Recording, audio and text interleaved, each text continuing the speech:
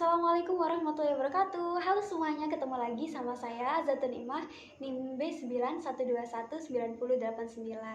Video ini dibuat untuk memenuhi tugas UTS mata kuliah retorika. Oke, langsung aja saya akan menjawab 3 pertanyaan dari 20 soal. Pertanyaan pertama, jelaskan pengertian retorika secara etimologi dan terminologi. Secara etimologi, retorika berasal dari bahasa Yunani kuno, retorika, yang artinya seni berbicara. Sedangkan secara terminologi atau istilah, retorika adalah bidang ilmu yang mempelajari tentang bagaimana cara berbicara yang mempunyai daya tarik dan pesona, sehingga orang yang mendengarkan dapat mengerti dan tergugah perasaannya. Pertanyaan kedua, jelaskan apa perbedaan pidato informatif, persuasif, dan rekreatif. Pidato informatif adalah pidato yang bertujuan untuk menyampaikan informasi atau suatu hal yang perlu diketahui oleh publik.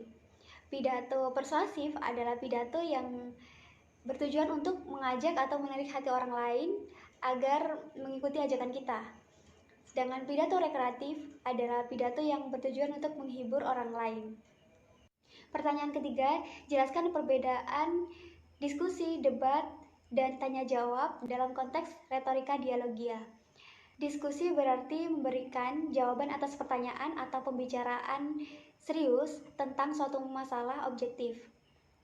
Debat adalah adu argumentasi antar pribadi atau antar kelompok yang bertujuan untuk mencapai kemenangan di salah satu pihak. Sedangkan tanya jawab adalah proses dialog yang terdiri dari pencari informasi dan pemberi informasi untuk mengetahui atau membahas suatu masalah. Baik, selanjutnya saya akan menyampaikan ceramah yang berjudul Tips agar puasa kita lebih berkualitas. Rasulullah Shallallahu Alaihi Wasallam bersabda, "Kullu amali bani Adam yudha'aful hasanatu asyru amsaliha ila sab'i mi'ati di'afin qala Allahu azza wa jalla illa sauma fa innahu li wa anna ajzi bihi," yang artinya setiap amal anak Adam dilipat gandakan. Satu kebaikan dibalas dengan 10 kebaikan. Yang serupa sampai 700 kali. Allah Azza wa Jalla berfirman, "Kecuali puasa, sesungguhnya puasa itu untukku, dan aku sendiri yang membalasnya." Hadis riwayat Muslim, An-Nasa'i, Ad-Darimi, dan Al-Baihaqi. Saudara dan saudariku yang dirahmati oleh Allah Subhanahu wa Ta'ala, nilai puasa di sisi Allah sangat tergantung pada kualitasnya. Semakin puasa kita berkualitas, semakin tinggi nilainya di sisi Allah. Sebaliknya, puasa yang sekedar hanya menahan lapar dan haus, ia tidak bernilai apa-apa di sisinya. Lantas bagaimana caranya agar puasa kita lebih berkualitas? Ini ada 6 tips cara agar puasa lebih berkualitas lagi. Yang pertama adalah niatnya dulu. Niat kita harus niat ikhlas karena Allah Ta'ala. Niat di sini adalah syarat utama diterimanya suatu amalan. Yang kedua, kita harus meninggalkan hal-hal yang membatalkan puasa, seperti contohnya kita makan dan minum secara sengaja, muntah dengan sengaja.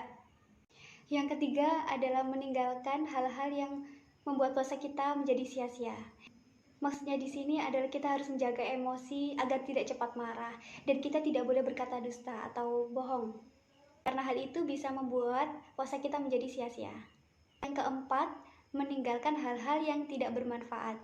Seperti contohnya kita dalam seharian itu kita nonton TV mulu, kita main game mulu, kita main HP mulu. Sebenarnya boleh kita main HP, nonton TV, atau main game, tapi ada batasannya. Jadi kita tidak boleh meninggalkan ibadah yang wajib dan ibadah sunnah lainnya. Yang kelima, mempuasakan seluruh organ tubuh, pikiran, dan juga hati.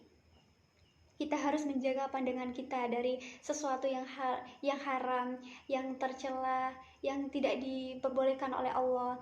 Kita harus menjaga mulut kita, lidah kita, agar kita tidak menggunjing orang lain, tidak berkata kasar, tidak berbohong, tidak mengolok-olok orang lain.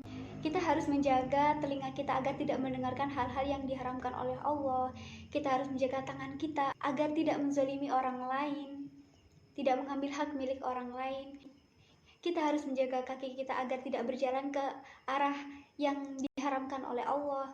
Dan yang terpenting kita harus menjaga hati kita agar tidak merasa iri hati, dengki, marah, dan bersifat dendam kepada orang lain. Yang keenam, kita harus memperbanyak amalan soleh selama di bulan Ramadan.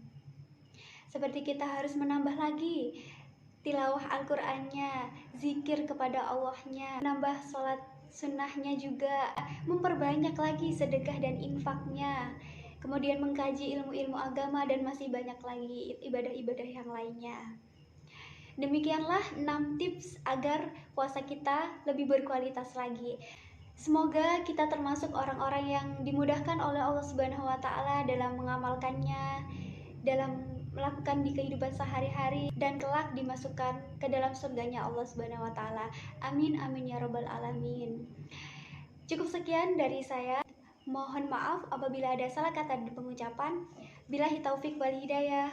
Wassalamualaikum warahmatullahi wabarakatuh.